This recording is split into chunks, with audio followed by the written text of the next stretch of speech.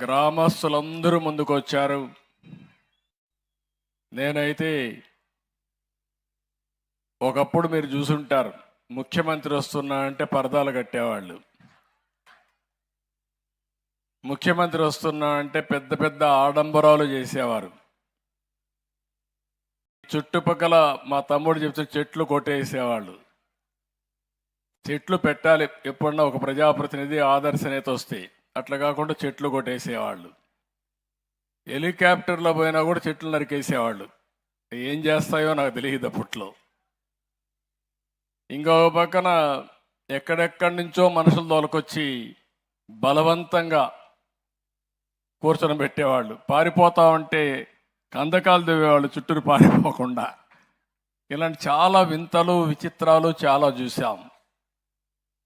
ఈరోజు నేను వచ్చింది సాదా సీదాగా ప్రజల ముఖ్యమంత్రిగా, మీ స్నేహితుడుగా, మీ హితోభిలాషిగా ఇక్కడికి వచ్చానని చెప్పి మీ అందరికీ తెలియజేస్తున్నా. నేను వచ్చింది మీ స్థితిగతులు తెలుసుకోవడానికి వచ్చాను. మీ కష్టాల్లో బాధల్లో భాగం పంచుకోవడానికి వచ్చాను. అధికార యంత్రాంగాన్ని కూడా సమాయత్తం చేసి ప్రతి ఒక్కరికి న్యాయం చేపించే దిశగా పనులు చేయడానికి వచ్చాను. మీ ముఖాల్లో ఆనందం చూడడానికి వచ్చాను. 5 సంవత్సరాల్లో ఈ ఊర్లో ఎవరు నవ్వు ఉండరు. నవ్వితే కూడా ఆ రోజు ఉండేవాళ్ళు మీ మీద కేసులు పెట్టేవాళ్ళు.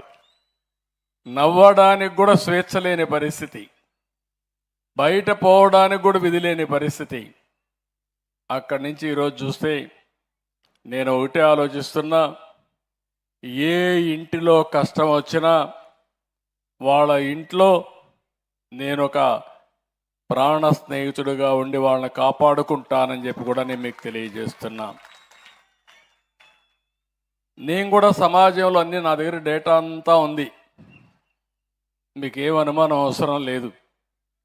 ఇప్పుడు మనకు ఆధార్ వచ్చింది, ఎవరెవరని ఆటోమేటిక్గా ఐడెంటిఫై చేస్తుంది. పెన్షన్ ఇవ్వాలంటే ఇంటి దగ్గరికి వచ్చి ఫింగర్ ప్రింట్ పెడితేనే డబ్బులు వచ్చే పరిస్థితి వచ్చింది. మీరు ఫింగర్ ప్రింట్ పెట్టంగానే మాకు కంట్రోల్ రూమ్కి ఎవరికి ఆ పెన్షన్ ఇచ్చారు, ఎక్కడ పెన్షన్ ఇచ్చారు కూడా తెలిసిపోతుంది. ఒకవేళ ఇంటి దగ్గర ఇవ్వకుండా ఆఫీసులో ఇస్తే అక్కడి నుంచి మళ్ళా మెమో పంపిస్తా ఇమ్మీడియట్గా 1 నిమిషంలోనే. అలాంటి టెక్నాలజీ వచ్చేసింది ఇప్పుడు. రేపటి నుంచి ఇప్పుడు అవన్నీ అనుసంధానం చేస్తాం. ఆ ఫోన్లోనే GPS ఉంటుంది. మీ ఇల్లు కూడా జియో ట్యాగింగ్ చేశాం. రేపు ఏదైనా విపత్తు వస్తే మీ ఇంటికి మందులు పంపించాలంటే ఎవరు రికమెండేషన్ లేకుండా డ్రోన్ పంపించి మీ ఇంటి దగ్గరనే, మీ ఇంటి పైనే డ్రోను దిగే పరిస్థితి వస్తుంది. అలాంటి టెక్నాలజీ అంతా ఉపయోగించే పరిస్థితికి వచ్చాం. ఇవన్నీ ఎందుకు చేస్తున్నామంటే మీకు న్యాయం చేయాలి. పేదవాళ్ళ జీవితాల్లో వెలుగు చూడాలనే ఏకైక లక్ష్యంతో నేను ఆలోచిస్తున్నాను. అందుకే ఇక్కడికి వచ్చినప్పుడు మొట్టమొదటిసారిగా నేను పోయింది తలారి సారమ్మ.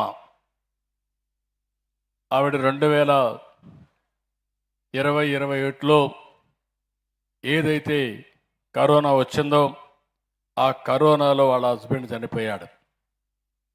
చాలా బాధేస్తుంది.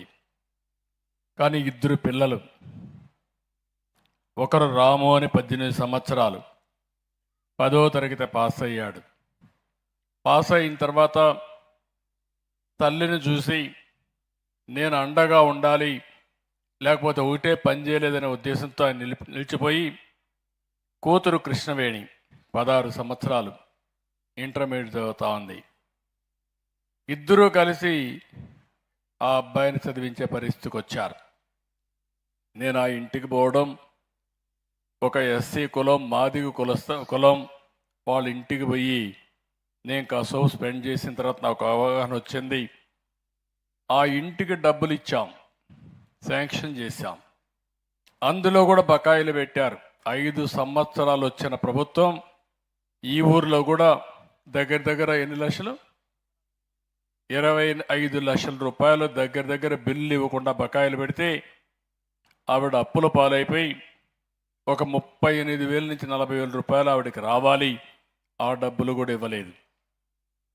ఒక పక్క ఈ ఇబ్బందులు, ఇంకో పక్క వాళ్ళ అబ్బాయి అయితే ఇప్పుడు ఒక షాపులోకి పోయి ఈ యొక్క సెల్ ఫోన్స్ అని రిపేర్లు చేసే పరిస్థితికి వచ్చారు. ఆ కుటుంబాన్ని చూసిన తర్వాత నాకు అనిపించింది, నేను ఈరోజు ఎన్నో సంక్షేమ కార్యక్రమాలు చేస్తున్నాను. మీ అందరూ గుర్తుపెట్టుకోవాల్సిన అవసరం ఉంది. నేను కష్టపడేది నా కోసరం కాదు, నేను కష్టపడేది మీకోసరం, 5 కోట్ల ప్రజల కోసరం. ఈరోజు నేను ఏ పని చేసినా దానివల్ల మీ అందరికీ లాభం రావాలి. ఈరోజే కాకుండా భవిష్యత్తులో మీరు మీ కుటుంబం సుఖ సంతోషాలతో ఉండాలని ఏకైక లక్ష్యంతో పనిచేస్తున్నా. అందుకే మీరు ఒకసారి చూస్తే మిగిలిన విషయాలు నేను మాట్లాడతాను. ఈ కుటుంబాల విషయాలు మాట్లాడిన తర్వాత ఈవిడ్ని చూసిన తర్వాత నాకు అనిపించింది, ప్రతి ఒక్కరికి ఒక ఆలోచన, ఒక ఆశ ఉంటుంది. జీవితంలో ఒక ఆశయం కూడా ఉంటుంది.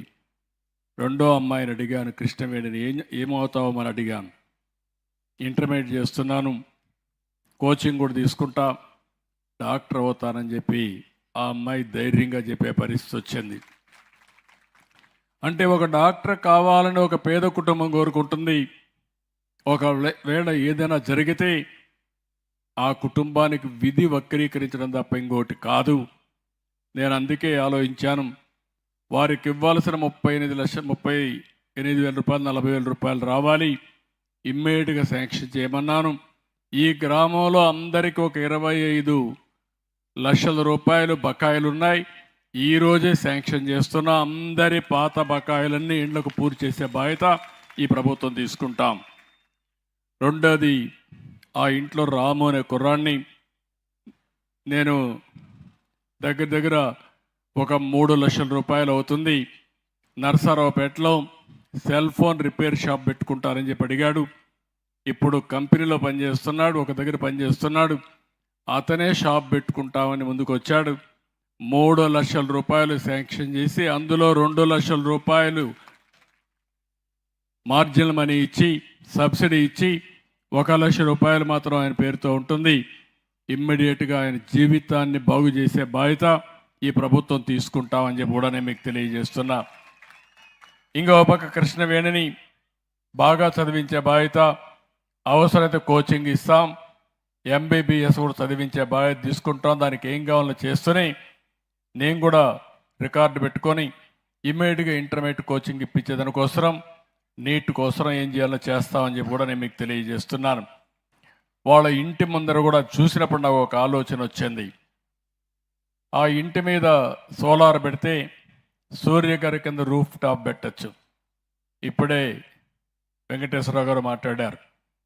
నేను ఈ ఊర్లో వాళ్ళందరికీ చెప్తున్నా, అందరికీ సబ్సిడీ ఇస్తాం, కానీ SC STలకు మాత్రం 100% సబ్సిడీ ఇచ్చి మీ ఇంటి మీదనే కరెంటు ఉత్పత్తి చేసుకునే విధంగా సోలార్ ప్యానెల్స్ పెట్టిస్తామని చెప్పి కూడా నేను మీకు తెలియజేస్తున్నా.